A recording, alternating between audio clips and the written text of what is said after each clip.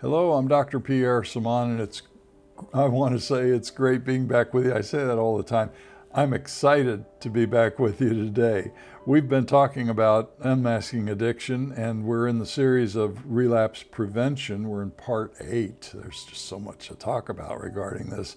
And in that relapse prevention, we've been in this area of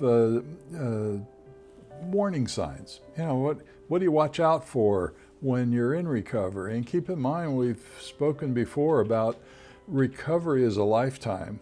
When you're coming from a addictive background, let's put it that way, from a background where whether it was behavior or substances, you just couldn't stop it, and you needed help, and you went into treatment, or perhaps you did it on your own.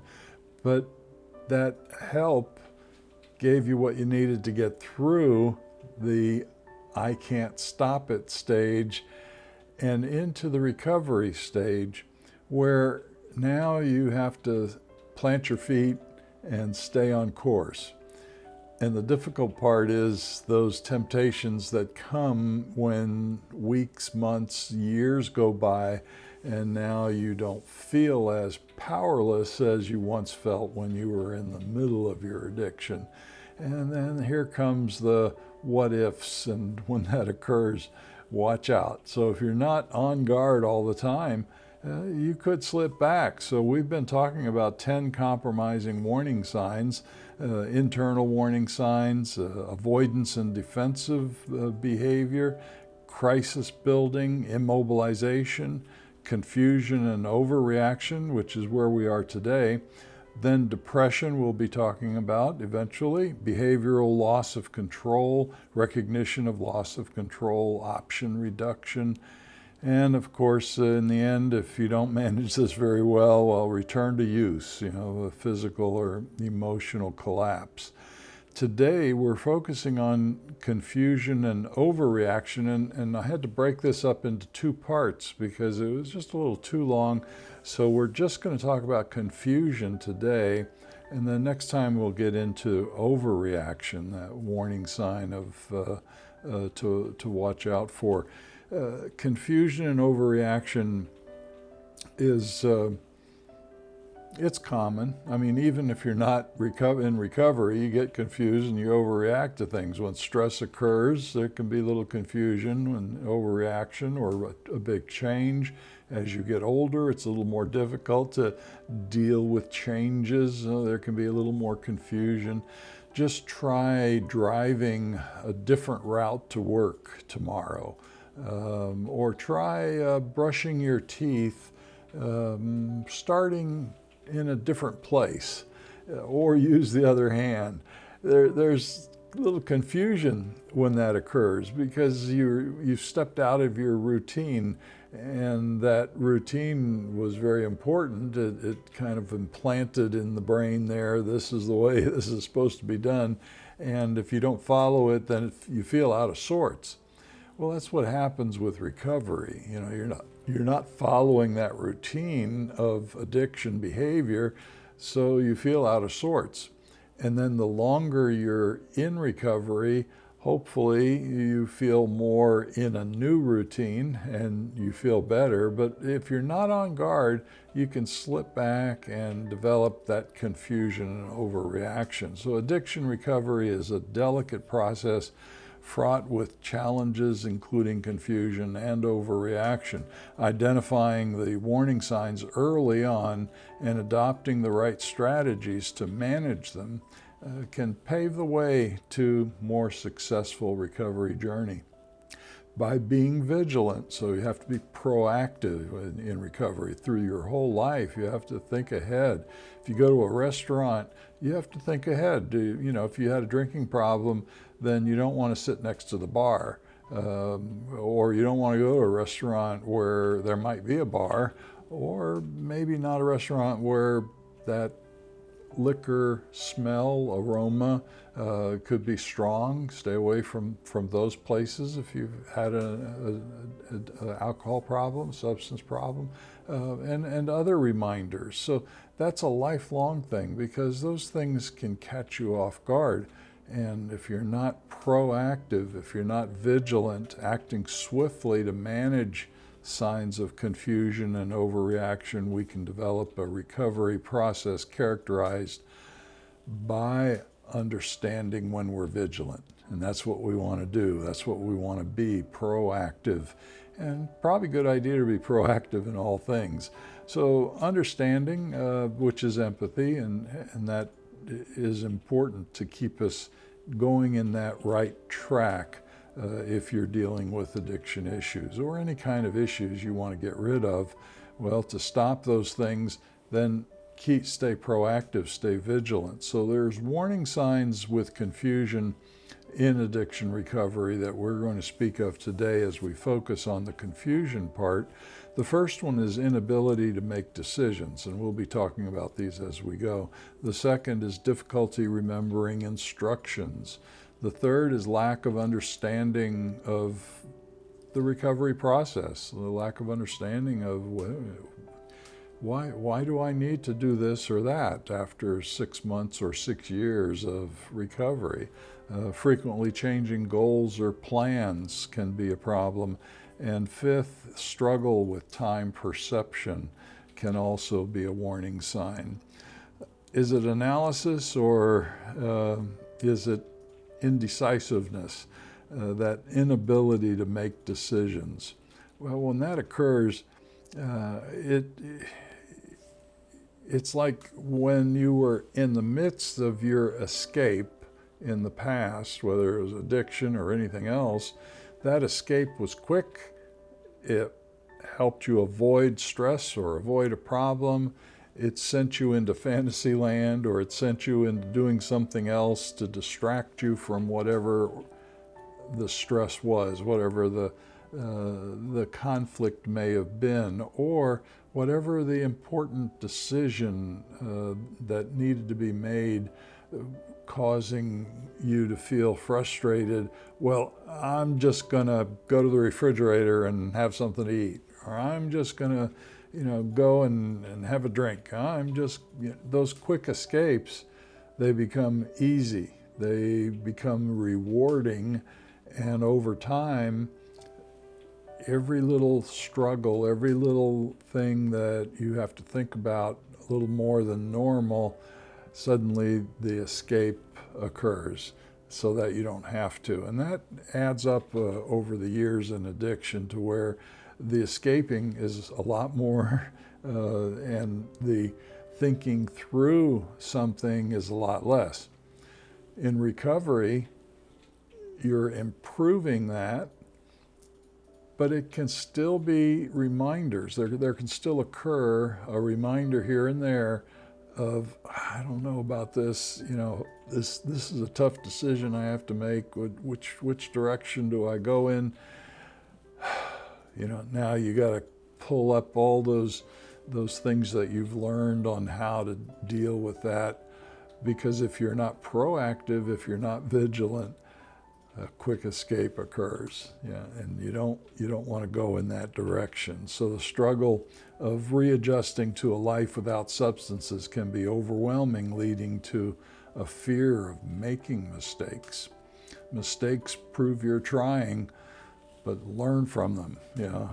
You can make a mistake, that's okay.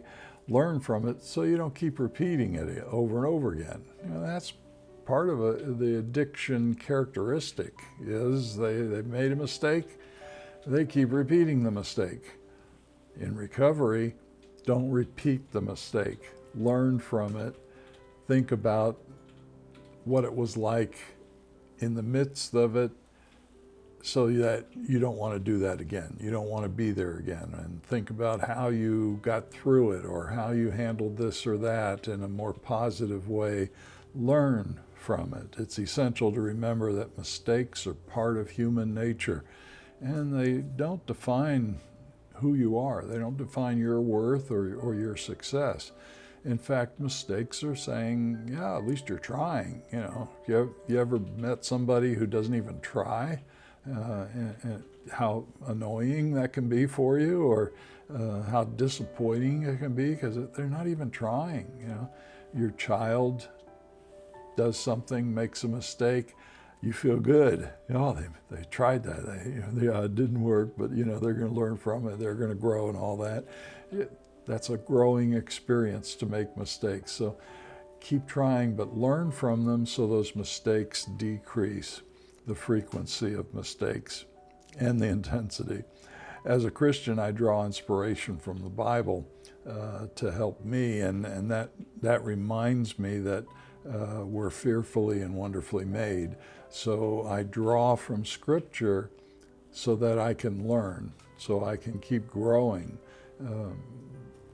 Many things today, if not all things today, anything that's a truth comes from God. And in the Bible, we have Scripture, we have passages from God. We have passages of truth that we can learn from. And so many things today, even in counseling, for example, cognitive behavioral therapy, well, basically that's biblical counseling. It's truth, identifying lies and selfishness and whatever else, and replacing them with truth. Well, that's what the Bible teaches us.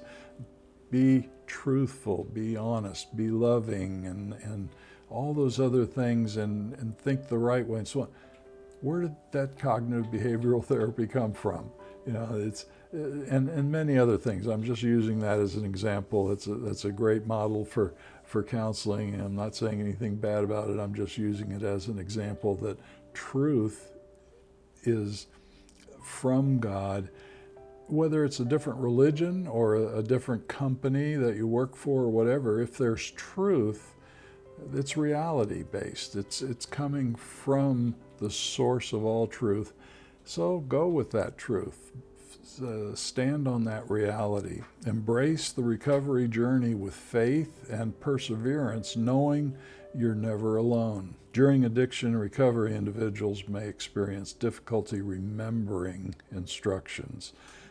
I have that difficulty today as I'm growing older. What did I just do? Or what am I going to do next? Or what was it I said earlier? I better write that down so I'll remember it. Or I get up in the night and I have a dream or something. I'm going to write it down because I'm not going to remember by the time I wake up. So recovery is not much. It's no different. It's a sign if you're becoming more forgetful. Hey, there's a little warning sign. There's a glitch going on. Let's fix that. Let's deal with it. Let's address it. Don't just kick yourself or escape to forget it. This forgetfulness can lead to confusion and hinder progress in anyone's recovery or in anyone's life. It's vital to address this challenge and seek strategies to overcome it. An unhealthy mind is a confused mind. Stress, anxiety, depression can lead to forgetfulness, confusion, difficulty focusing, and other issues that negatively impact daily routines. Chronic substance use disorder, or SUD as they call it, severely threatens mental capabilities, impairing them significantly. So someone who's been involved in addiction, whether it's behavioral or chemical, a substance, it doesn't matter, if they've been involved in it long enough, they've changed their brain. In some cases, just one time, one use of a particular chemical can change your brain. Just a lie can change your brain. Did you realize that? That's how God designed us. One lie leads to another, it changes the brain. So as the brain changes from addiction, growing into growth and recovery, coming out of that behavioral process, the brain has been damaged. It's unhealthy. Some people might call it mental illness. Just think of it as it's unhealthy, and because it can get healthy, it can heal if you work on it, if you take the supplements, if you take the vitamins, if you exercise, if you eat right, or if need be, if you take medications. you can bring healing to that unhealthy brain that's come out of addiction. Additionally, SUDS can contribute to memory loss when combined with certain medications as well, so it brings about confusion. Stay in the moment when you're in recovery. One way to combat forgetfulness is to cultivate a routine that includes regular exercise, healthy eating, and sufficient sleep, and whatever else that might work for you. That routine helps you to stave off confusion or forgetfulness, but also strengthens the mind so that you remember more easily, and you're a little more motivated as well because you're feeling better. Reading and studying texts that provide insight in addiction recovery, such as the Bible or Christian literature, can offer motivation and inspiration. What happens when you have a conflict? What happens when you're in an argument with someone, a intense disagreement? It's okay to disagree, but it goes a little bit beyond what's normal. Well, that lack of understanding in the recovery process can bring that about for those in recovery, which is why it's very important to remain vigilant, because when you're noticing that you're in conflict, if you're in recovery and you're noticing that you're in conflict, something's wrong. What's going on there? Why is this conflict coming about? It could have nothing to do with you. It could not be your fault. It could be someone else's fault, but you need to make sure that what started it, how can I manage it, and how can I handle it in a way that it's not going to draw me back into that memory of what it was like in addiction, where there was constant conflict. It's a way of suckering you back into it if you don't catch it early. And that intensity brings about those same chemicals, those same chemical reactions in the brain that was going on during addiction. Now it's enhancing the memory, the thoughts, the feelings, and may not even be realizing it, but just the conflict, not resolving it, not dealing with it, enhances those addictive memories. So many individuals struggling with addiction need help, but the complex treatment steps may seem overwhelming and confusing as well. So I need to understand when I'm having those difficulties in conflict and lack of understanding, whether it's in my recovery process or in getting along with others, is it me? Is it my pride? Is it my comparing to others? We don't want either of those to affect us. Don't let pride well up inside of you. Don't start comparing yourself to this person or that person, and maybe they're moving along faster, or they're accomplishing things that you wanted to accomplish but were unable to. As a result, they may feel discouraged and reluctant to comply with the necessary measures in a treatment plan, for example. Additionally, the lack of understanding can create a sense of distrust towards the treatment professionals and their methods. In times like these, offering qualified guidance and support is essential. By incorporating principles from the Bible and Christian teachings, we can provide insightful and motivating references that inspire and speak to the truth of whatever the situation might be. Reduce confusion by staying in your treatment plan, by staying in the agreement that you've made of what you're going to follow. If you do that, you're reducing the unknown. You know what to expect. Your mind has been running through it. For example, if you have trouble with procrastination, one thing I tell clients that have trouble with procrastination is, well, set a time when you have to make that decision. set it into your mind, okay, in 20 days I'm going to make this decision, whether I have all the information or not. And the mind begins to count down, preparing you for making that decision. Even if you don't have all that information that you need, or you're not even ready to make the decision, you set the time clock and your mind is preparing you to do that. And it's easier to make that decision in 20 days. And remember, okay, you made a mistake, well, you learn from it, and that helps for the next time. But recovery is very similar. If there's frequent changes going on, then that's going to lead to confusion. So say to yourself, all right, I'm staying with my treatment plan. I'm following this, I'm following that. Don't get ahead of yourself. It makes it easier to comply, but it also makes it easier to not slip back.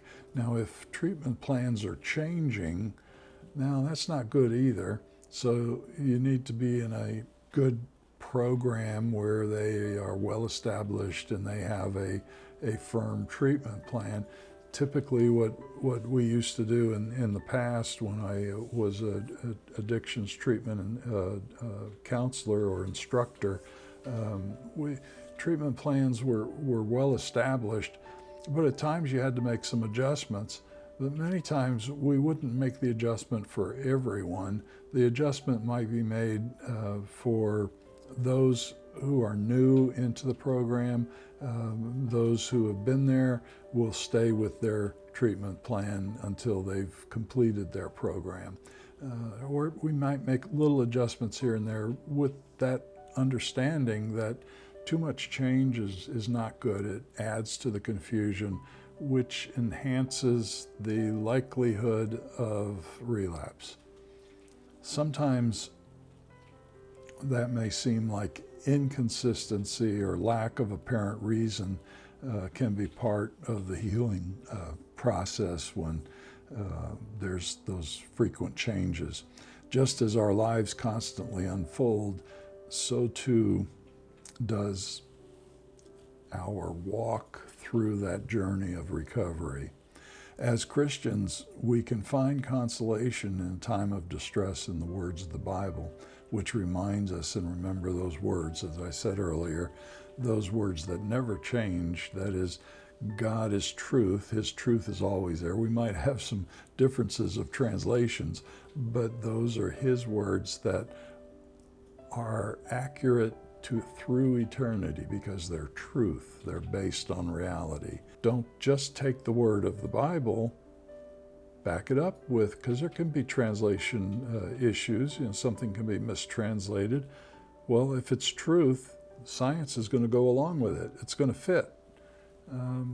Experience is going to go along with it. It's going to fit. So if you have those three things coming together, then you know, all right, we got this interpretation right, we got this translation right, and we know we're on the right track of this truth in following God's plan for our recovery, our healing, our life. So that reminds us that our plans may change, but God's purpose remains steadfast. It's unchanging. In Proverbs chapter 19, verse 21, it states, "Many are the plans in a person's heart, but it's the Lord's purpose that prevails." It's essential to approach these changes with insight and wisdom, understanding that any change can be a sign of growth and adaptation. We want those good changes, and we want to adapt to those good changes. But if there's changes that are too uncomfortable, that don't feel right, something seems amiss, all right, let's make an adjustment there to minimize that change, or let's talk about it to deal with it so that we can work through whatever it is. Inevitably, what happens as well is there's struggle with time perception. Now, where'd that time go? As I'm getting older, the time is speeding by faster, and I'm sure all of you are experiencing that as well, and we'll talk about that in a moment. but it can often feel like time is passing too quickly for those in recovery, especially in their treatment, when they're in their treatment programs before they get out of their treatment program and then they're in recovery. Time can feel like it's going too quickly, leaving them feeling overwhelmed and anxious when they're dealing with stopping that routine of addiction. And now they've changed into something else. But on the other hand, for some, time can feel like it's going very slow. It's an endless drag, a process that just, this is boring, making it difficult to stay motivated and focused in their treatment program or in their attempts to stay sober or in their recovery process. So this struggle with time sensation can be attributed to various factors, such as absence of the substances that used to consume their days or need to fill the void with meaningless activities. Dopamine, for example, is considered a possible time changer in our internal clock. So when that neurotransmitting chemical, dopamine, floods, it can make time feel like it's going faster. For some, it can actually make time feel like it's going slower. But they feel like it has some aspect of time sensation.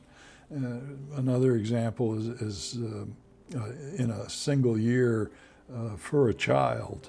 A single year represents 10% of a 10-year-old's life, but only 2% of a 50-year-old's life. Wow. No wonder, only 2%. And so that time changes. Our perception, our sensation of time can change.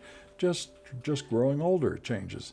Can you imagine coming out of addiction, active addiction, being in recovery, the changes of time sensation that may occur? And with those changes, confusion comes about. Moreover, people in recovery often experience a heightened sense of boredom as the instantaneous rush they once sought in their addiction is no longer readily available to them. Stay positive. It's crucial to remember that this struggle is not impossible. You can gradually regain control, not only of yourself, but of your environment as well. Now, when I say control, I don't mean you're on top of everything, but I mean a sense of control, a sense of feeling comfortable about your day, what to expect. That fear of the unknown has dissipated significantly. For some, their temperaments are built in. They may have a melancholy temperament in control. The National Christian Counselors Association has identified that. And if they have a melancholy temperament in control, which is more of an independent, strong-willed person in the decision-making area, then there's a fear of the unknown there because they don't like making mistakes. So that's built in. It's learning how to manage that is what we do in helping people that fear of the unknown may be difficult for them. But in addiction, that fear of the unknown can come about just from coming out of the addiction, and that can be difficult. So then learning how to manage that reduces it. It may not take it away completely because it may be built into the temperament, but you learn how to keep it balanced. You can gradually regain control in what you do and whatever you do, but over-control is never a good thing, especially if you're married and you have kids. Nobody likes that. And I'm sure you didn't like it either. So gradually regain control of your time perception by staying engaged in positive and meaningful pursuits, setting goals and surrounding yourself with a supportive network. With purpose, there comes motivation. Through self-reflection and purpose-driven actions, you can reframe your perception of time and find inspiration in truth, and each day holds a potential for growth, recovery, and change or transformation. The Bible says, help us understand our terminal condition, how short life really is, so that we may have the wisdom to partake of your remedy, God's remedy, and experience renewed hearts.